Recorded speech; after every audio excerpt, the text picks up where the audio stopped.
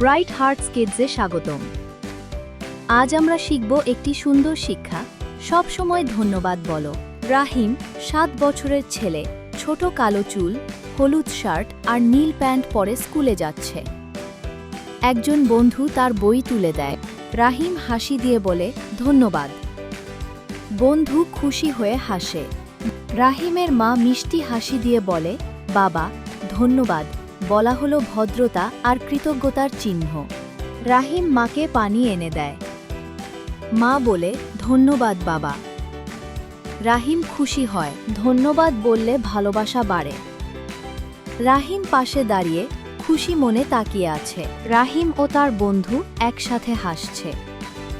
তারা একে অপরকে ধন্যবাদ বলছে। সবাই আনন্দে ভরে উঠছে। শিশুরা সব সময় ধন্যবাদ বলো। ব্রাইট হার্টস কিডসে আবার দেখা হবে।